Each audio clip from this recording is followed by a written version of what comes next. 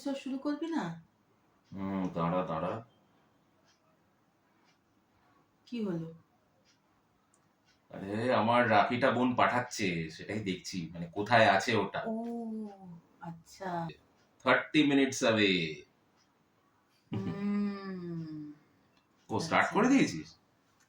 Hello, hello, আমি নমস্কার। সুমন। আমি মৌমিতা। আজকে স্টোরিজ উইথ সুমন অ্যান্ড কোম্পানির একটা বিশেষ এপিসোড। আমরা প্রত্যেক সপ্তাহে বলি বিশেষ এপিসোড, এটি সবিশেষ এপিসোড। হ্যাঁ, সবিশেষ, কারণ আজকের এপিসোড ইজ অ্যাবাউট রক্ষাবন্ধন বা রাখি বন্ধন। এই যে এত সামনে, এই যে আর দুদিনের মাথায় যে রক্ষাবন্ধন রয়েছে, সেই রক্ষাবন্ধন কি শুধুই ভাই বোনের মধ্যে একটা বন্ধন? হ্যাঁ, একদমই তাই। এই যে রক্ষা বন্ধন বা রাখি বন্ধন, এর কি বিশেষ তাৎপর্য রয়েছে? কি জানতে পারি আমরা এই রক্ষা বন্ধনের পেছনে যে পৌরাণিক বা ঐতিহাসিক তাৎপর্য রয়েছে, সেটি কি?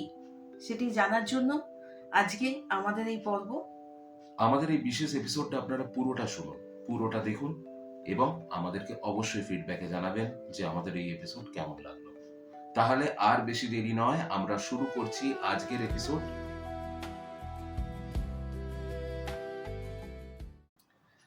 হিন্দু চান্দ্র পঞ্জিকার শ্রাবণ মাসের শেষ দিনে রাখি বন্ধন উৎসব পালন করা হয় এবং ইংরেজি ক্যালেন্ডার অনুযায়ী অগস্ট মাসে এই উৎসব পালিত হয়।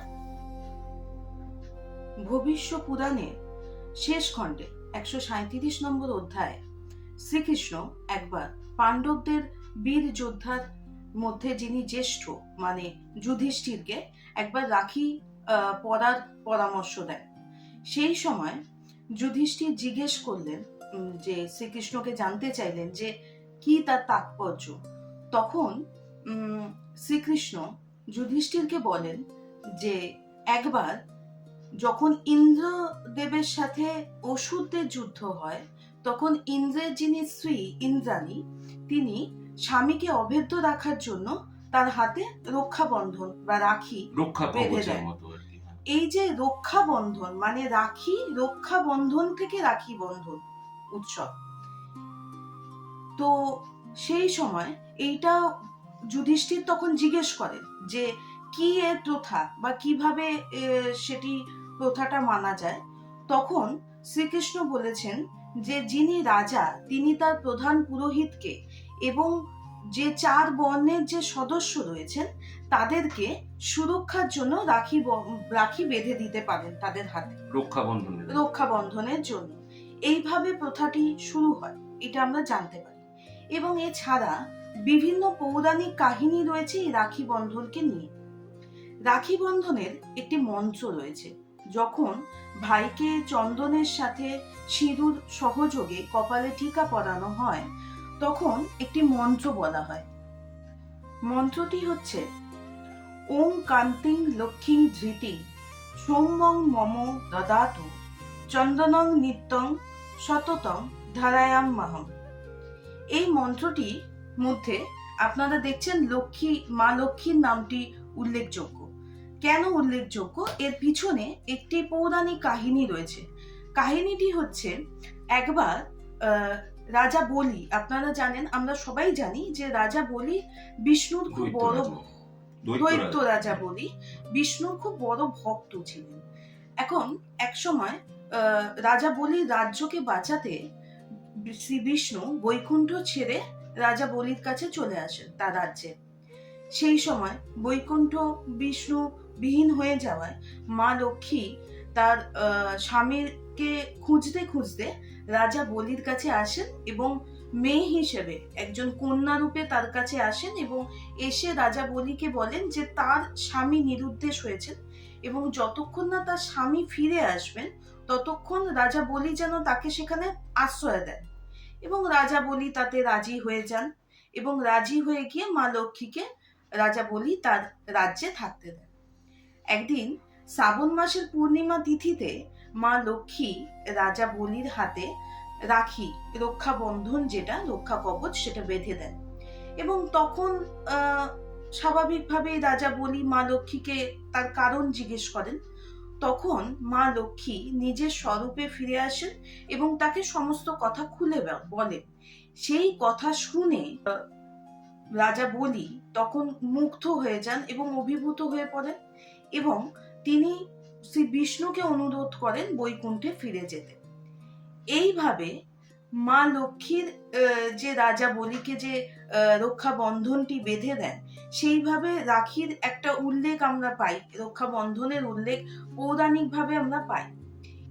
এছাড়া আমরা যেটা জানতে পারি, একবার সিদ্ধিদাতা গণেশ তাকে তার বোন হাতে রাখি পূর্ণিমার দিন রাখি বেঁধে দেন, এবং সেটা দেখে সিদ্ধিদাতা গণেশের দুই পুত্র শুভ এবং লাভ তারা হিংসা পরায়ণ হয়ে পড়েন, যেহেতু তাদের তাদের কোনো বোন ছিল না বলে। এবং তখন তারা তার পিতার কাছে, মানে সিদ্ধিদাতা গণেশের কাছে একটি বায়না করেন যে তাদেরকে একটি বোন দিতে হবে, যে আর কি তার হাতে রক্ষা বন্ধন করবে। একদম। তো তখন সিদ্ধিদাতা গণেশ সন্তানদের সন্তোষ বিধানের জন্য আগুন থেকে একটি কন্যা সন্তানের জন্ম দেন, এবং তিনি হচ্ছেন মা সন্তোষী মা, যিনি কিন্তু পরবর্তীকালে রাখি বন্ধনের দিনকে শুভ লাভকে রাখি বেঁধে দেন, এটা আমরা জানতে পারি। এবং এই যে ঘটনাটা, সেটা কিন্তু আমরা একটি বলিউডের একটি চলচ্চিত্র থেকে 1975 সম্ভবত দেখতে পারি, জয় সন্তোষীমা। সেইটাতে এই ঘটনাটা চিত্রায়িত করা হয়েছিল, সেটা আমরা জানতে পারি সেই জায়গা থেকে। এছাড়া আরেকটি পৌরাণিক ঘটনাও রয়েছে, সেটা অবশ্যই আমরা পরে আসছি সেই বিষয়ে। তার আগে এই রক্ষা বন্ধনের কিছু ঐতিহাসিক বিষয় রয়েছে, যেটা আমাদেরকে সুমন বলবে। তুই বল আমাদেরকে। হ্যাঁ, তুই পৌরাণিক যে ঘটনাগুলো বললি সেইটা সূত্র ধরেই ঐতিহাসিক ঘটনা। এই যে তুই যেখান থেকে শুরু করলি, যে ইন্দ্রের স্ত্রী ইন্দ্রাণী ইন্দ্রের হাতে একটা রক্ষা কবচ বেঁধে দিয়েছিলেন। অ্যাকচুয়ালি তৎকালীন সময় থেকে আমরা পৌরাণিক মতে এবং ঐতিহাসিক ভাবেও দেখতে পাচ্ছি, দেখুন, একটা পবিত্র সুতো বাঁধা হতো, এবং সেইটা পরবর্তীকালে সেখান থেকে রক্ষা বন্ধন বা রাখি বন্ধন এসছে। কিন্তু এই সুতো বেঁধে দেওয়া, হাতে এই সুতো বেঁধে দেওয়ার প্রচলনটা কিন্তু আমরা অনেক আগে থেকে দেখতে পাই। ঐতিহাসিক কথায় আসতে গেলে প্রথমেই আমাদের চলে আসতে হবে হচ্ছে খ্রিস্টপূর্ব 326, যে সময় গ্রিক রাজ আলেকজান্ডার ভারতবর্ষ আক্রমণ করেছিলেন। আপনারা সবাই জানেন যে গ্রিক রাজ আলেকজান্ডার কিন্তু সারা বিশ্ব জয় করেছিলেন, এবং তিনি যখন ভারতবর্ষ আক্রমণ করেন এবং যখন রাজা পুরুর সঙ্গে তার যুদ্ধ হতে চলেছে, সেই সময় কথিত আছে যে আলেকজান্ডারের স্ত্রী রোজানা তিনি নাকি রাজা পুরুকে একটি পত্র পাঠান এবং তার সাথে একটি পবিত্র সুতো তাকে পাঠান। সেই পত্রের মধ্যে তিনি লিখেছিলেন যে এই পবিত্র সুতোটা তিনি রাজা পুরুকে গিফট করছেন, এবং তিনি তার সাথে সাথে তার স্বামীর মঙ্গল কামনা করছেন, যেন রাজা পুরু কোন রকম ভাবে গ্রিকরাজ আলেকজান্ডারকে হত্যা না করেন বা তাকে কোন রকম ভাবে আঘাত না করেন। এবার যেটা ইতিহাস বলছে যে সত্যি রাজা পুরু কিন্তু গ্রিকরাজ আলেকজান্ডারকে কোন রকম আঘাত করেননি, যদিও গ্রিকরাজ আলেকজান্ডারের কাছে পুরুষ সৈন্যবাহিনী পরাজিত হয়েছিল, কিন্তু যেটা 1:1 কম্ব্যাট বলা হয়, দুজন রাজার মধ্যে হতো তৎকালীন সময়, রাজা পুরু কিন্তু আলেকজান্ডারের সঙ্গে কোন রকম যুদ্ধ করেননি। এবং বলা হয় যে, আপনারা সবাই জানেন তারপরের কথাগুলো, যে গ্রিকরাজ আলেকজান্ডার পুরুর কাছে কি বলেছিল, পুরুরাজ বলেছিলেন রাজার প্রতি রাজার মতো ব্যবহার চাই, এগুলো আমরা সবই জানি। কিন্তু এর পেছনে নেপথ্যে কারণ হিসেবে কিন্তু এই যে আলেকজান্ডারের স্ত্রী রোজানার পাঠানো ওই পবিত্র সুতো এবং ওই চিঠির কথাও কিন্তু এখানে গুরুত্বপূর্ণ। তো সেটাও কিন্তু এক রকমের রক্ষা বন্ধন হিসেবেও কিন্তু ধরে রাখা হচ্ছে, এটা ঐতিহাসিক দলিল হিসেবে। আরেকটি ঐতিহাসিক গল্প খুবই পপুলার গল্প বলছি, কারণ ঐতিহাসিকরা কিন্তু এই পার্টিকুলার ঘটনার উল্লেখ ইতিহাসে পাননি, কিন্তু রাজস্থানী লোকগাথায় এই গল্পটি খুবই পপুলার। তো গল্পটা কিরকম? 1535 সাল, সেই সময় চিতোরের রানী কর্ণবতী যখন গুজরাটের সুলতান বাহাদুর শাহ চিতোর আক্রমণ করতে আসছিলেন, তখন কিন্তু মোগল সম্রাট হুমায়ুনকে তিনি একটি পত্র প্রেরণ করে তার কাছ থেকে সাহায্য চেয়েছিলেন। তার সাথে সাথে তাকেও তিনি একটি পবিত্র সুতো গিফট হিসেবে পাঠিয়েছিলেন। এবং হুমায়ুন কিন্তু সেই পত্রটা পেয়েছিলেন এবং তিনি অভিভূতও হয়ে পড়েন এবং তিনি নাকি সৈন্যও পাঠিয়েছিলেন, কিন্তু তার সৈন্য পাঠাতে দেরি হয়েছিল, কারণ আপনারা সবাই জানেন সেই সময় পত্রটা খুব সহজে পৌঁছতো না। সেজন্য যখন মোগল বাদশার কাছে যখন গিয়ে এটা পৌঁছায়, পত্রটা পৌঁছে, ততদিনে বাহাদুর শাহ কিন্তু চিতোর দুর্গ আক্রমণ করে ফেলেছেন এবং রানী কর্ণবতী তার সাথে সাথে 13,000 পরস্ত্রীকে নিয়ে সেই সময় জোহর ব্রতও পালন করেছিলেন। তো হুমায়ুনের সৈন্য যখন পৌঁছয় তখন কিন্তু বাহাদুর শাহের চিতোর দখল হয়ে গেছে এবং রানী কর্ণবতীও কিন্তু জোহর ব্রত পালন করে নিজেকে হত্যা করেছেন।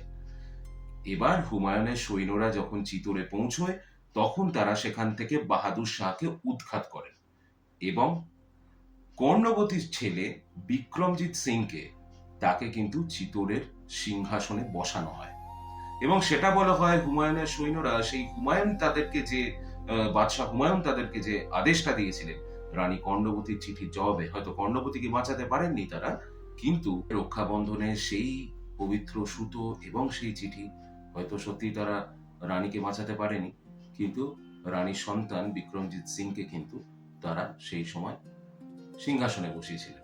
এটাও কিন্তু রক্ষাবন্ধনের আরেকটা নিদর্শন, যদিও আবার বলছি এটার ঐতিহাসিক কিন্তু কোনো প্রামাণ্য কোনো দলিল নেই। এটা কিন্তু রাজস্থানী লোকগাথাতে কিন্তু এইটি পপুলার। এইবারে রক্ষাবন্ধন সম্পর্কে এমন একজন মানুষের কথায় আসবো বা এমন একটা উত্তাল সময়ের কথায় আসবো যে সম্পর্কে আমরা সবাই জানি। সালটা 1905। বাংলার ভাইসরয় লর্ড কার্জন তিনি প্রশাসনিক কারণ দেখিয়ে বঙ্গভঙ্গের আদেশ দিলেন এবং সেই আইনটাও প্রণয়ন করা হলো সেই বছরই আগস্ট মাসে। এই সময় আমাদের রবি ঠাকুর অর্থাৎ স্বয়ং রবীন্দ্রনাথ ঠাকুর রাস্তায় নেমেছিলেন একটা উৎসব নিয়ে, সেটা হচ্ছে রক্ষাবন্ধন উৎসব।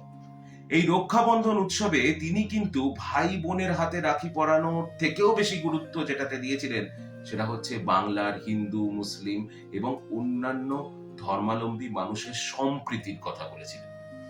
একজন হিন্দু ভাই একজন মুসলিম ভাইয়ের হাতে সেই সময় রক্ষাবন্ধন অর্থাৎ সেই রাখি বন্ধন করেছিল এবং তার সাথে সাথে আমরা যে আমাদের যে পুরনো রীতি সেই অনুযায়ী ভাই বোনের হাতে তো রাখি পরানো হতোই, বোনরা ভাইয়ের হাতে তো রাখি পরাতোই, কিন্তু রবি ঠাকুর তখন একটা উৎসবের মতো এটাকে সামিল করলেন। ঢাকা, সিলেট, কলকাতা এবং তৎসহ অখণ্ড বাংলার বিভিন্ন জায়গাতে রবি ঠাকুরের নির্দেশে এবং রবি ঠাকুরের আদর্শে বহু মানুষ রক্ষাবন্ধন পালন করেছিল। এই পার্টিকুলার উৎসবটা তখন না ছিল কোনো ধর্ম, না ছিল কোনো জাতি, সারা একটা গোটা বাঙালি জাতি শুধুমাত্র ব্রিটিশদের এগেনস্টে রুখে দাঁড়ানোর জন্য, একটা বঙ্গভঙ্গ রদ করার জন্য এই পার্টিকুলার উৎসবটা পালন করেছিল স্বয়ং কবিগুরুর নির্দেশে এবং কবিগুরুর প্রতি সম্মানে। এছাড়া কবিগুরু আমাদের রক্ষাবন্ধন উপলক্ষে দুটি গানও লিখেছিলেন।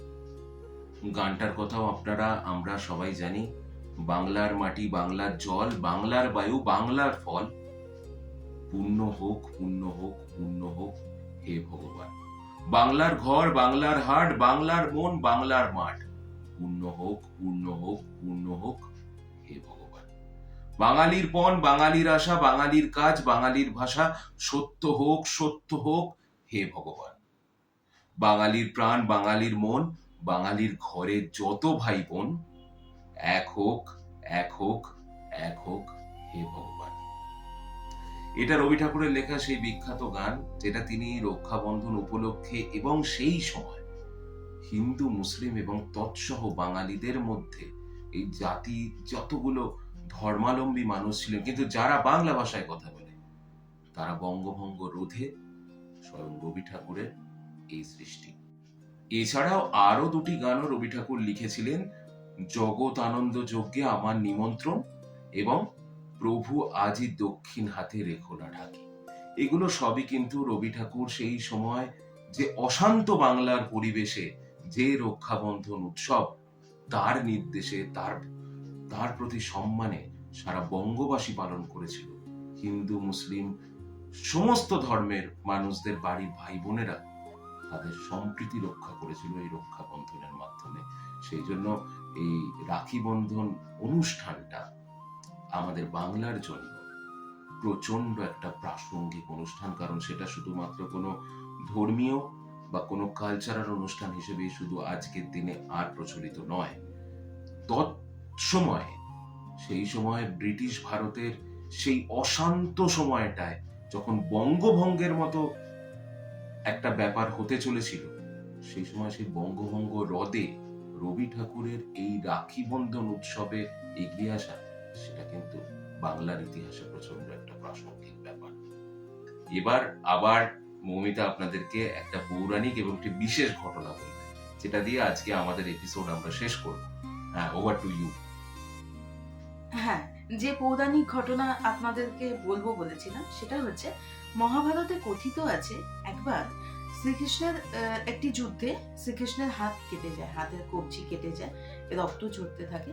সেই সময় পাণ্ডবদের স্ত্রী দ্রৌপদী তার নিজের শাড়ির আঁচল ছিঁড়ে শ্রীকৃষ্ণের হাতে কবজিতে বেঁধে দেয়, এবং অনাত্মীয় হওয়া সত্ত্বেও তিনি যখন এই জিনিসটা দেখেন যে দ্রৌপদী তার হাতে এরকম চোট লেগেছে বলে শাড়ির আঁচল দিয়ে বেঁধে দিচ্ছেন, তিনি অভিভূত হয়ে পড়েন এবং নিজের বোন বলে আখ্যা দেন দ্রৌপদীকে, এবং বলেন যে প্রতিদান তিনি অবশ্যই একদিন দেবেন। এবং বহু বছর পর যখন পাশা খেলায় জিতে কৌরবরা দ্রৌপদীর সম্মান হানি করার চেষ্টা করে, সম্মানহানি মানে বস্ত্রহরণ, হ্যাঁ, বস্ত্রহরণের প্রচেষ্টা একদম উদ্যত হন, তখন কিন্তু শ্রীকৃষ্ণ তার সেই সম্মান রক্ষা করেন, বস্ত্রহরণ হতে দেননি। এইটা আমরা জানতে পারি। এবং এই জায়গা থেকে এবং সেই সময় থেকে এই যে একটা রাখি বন্ধন বা রক্ষা বন্ধন, এই যে রক্ষা করার যে একটা ব্যাপার, ভাই বোনকে রক্ষা করবে, ভাই বোনের মধ্যে যে একটা রক্ষার বন্ধন, এবং ভাইরা যে ভালোবাসার বন্ধন, রক্ষার বন্ধন। একদম। দেখুন, আরেকটা কথা এখানে যখন এই কথা সূত্র ধরে বলতে হয় যে দ্রৌপদীর অনেক নাম ছিল। পাঞ্চালের কন্যা বলে পাঞ্চালী, দ্রৌপদী, যাজ্ঞসেনী, তার সাথে সাথে আরেকটা বিশেষ নাম ছিল তার নাম ছিল কৃষ্ণা। ঠিক আছে, তিনি কিন্তু কৃষ্ণের সখী বা কৃষ্ণের ভগিনী, ওই জন্যই তার নাম ছিল কৃষ্ণা। এটাও কিন্তু এখানে খুব ইম্পর্টেন্ট। আর দেখুন, আজকে কনক্লুশন টানবো না, কিন্তু দুটো কথা অবশ্যই বলতে চাই। এটা পৌরাণিক সময় থেকে হয়ে এসছে বা বিভিন্ন সময় হয়ে এসছে, যখন থেকে বলা হয় যে বোনের কে রক্ষার্থে, বোনের সম্মান রক্ষার্থে ভাইদের এগিয়ে আসার কথা বলা হয়েছে, বা বোনেরা ভাইদের হাতে যে রাখিটা পড়ায় যাতে বোনের সম্মান রক্ষা করতে পারে তারা। আজকের যুগে ভাই বোন একে অপরের সম্মানই রক্ষা করে। দেখুন, একটা কথা বলি, আপনার যদি বাড়িতে কোনোদিন দিদি থেকে থাকে তাহলে আপনারা জানবেন, ছোটবেলায় যখন আপনি স্কুলে আপনার বন্ধুদের সঙ্গে মারপিট করে আসতেন, বা আপনার কোনো বন্ধু যখন আপনার গায়ে হাত তুলতো, আপনি হয়তো মা বাবাকে বললে তারা আপনাদেরকে বিস্তর বকাবকি করেছে, কিন্তু আপনার বাড়িতে যদি দিদি থাকে, সেই দিদি কিন্তু আপনার সেই বন্ধুকে গিয়ে কান মলে দিয়ে এসছে। তো সেটা আজকের যুগে নয়, এছাড়াও আজকের যুগেও আপনি যদি দেখেন যে অনেক অনেক ক্ষেত্রে ভাই বোন একে অপরের সম্মান রক্ষা করার জন্যই তাদের হাতে এই বন্ধনটা আমরা করি। যদি একটা বন্ধনে কখনোই শুধুমাত্র ভাই বোনের সম্পর্কের কথা বা তাদের সম্পর্কের মাধুর্য বা তাদের সম্পর্কের পবিত্রতাকে আমরা ডিফাইন করতে পারি না হয়তো, কিন্তু এইটুকু তো সত্যি কথা যে রক্ষা বন্ধনের মতো একটা উৎসব, যার একটা ঐতিহাসিক এবং পৌরাণিক গুরুত্ব দুটোই রয়েছে। আচ্ছা, এই শ্রীকৃষ্ণের কথা দিয়ে শেষ করলাম, তার কারণ সামনের সপ্তাহে আমরা জন্মাষ্টমীর স্পেশাল পর্ব নিয়ে আসছি, যেখানে আমরা শ্রীকৃষ্ণ এবং শ্রীকৃষ্ণের লীলা খেলা নিয়ে আপনাদের সামনে আসবো, সেটা নিয়ে আলোচনা করব, অনেক আড্ডা দেবো আপনাদের সাথে। ততক্ষণের জন্য আপনারা প্রত্যেকে ভালো থাকবেন। রাখি বন্ধন উৎসব পালন করুন। সত্যি কথা, আমাদের ভাই বোনেদের সম্মান রক্ষা করুন, প্রত্যেকে নিজেদের মধ্যে সম্প্রীতি বজায় রাখুন। এই অস্থির সময়ে সম্প্রীতি, যেটা রবি ঠাকুর করে গিয়েছিলেন, এই অস্থির সময়ে নিজেদের মধ্যে ঝগড়াঝাটি অশান্তিগুলো কম করুন এবং সম্প্রীতি রক্ষা করুন। রক্ষাবন্ধন উৎসবের মাধ্যমে আমরা যেন সত্যি একটা সমাজ সংস্কারকমূলক কাজ করতে পারি। এটা যেন শুধুমাত্র একটা ঘরোয়া উৎসব হয়ে আর না থেকে যায়, এইটুকু pray stories with Suman and company করে। আর তার সাথে সাথে এটাই বলার, পরের সপ্তাহে যেটা মৌমিতা বললো, পরের সপ্তাহে আমরা জন্মাষ্টমী স্পেশাল একটা এপিসোড নিয়ে আপনাদের কাছে আসবো। উইথ দিস নোট, সুমন অধিকারী, মৌমিতা চক্রবর্তী, আমরা আজকের পর্ব থেকে বিদায় নিচ্ছি। আপনারা সবাই ভালো থাকবেন, সুস্থ থাকবেন এবং রাখি বন্ধন উৎসব পালন করুন, সুস্থতা বজায় রাখুন। আনন্দ করুন, মজা করুন। পরের সপ্তাহে বুধবার একটা জন্মাষ্টমী স্পেশাল এপিসোড নিয়ে আপনাদের সাথে দেখা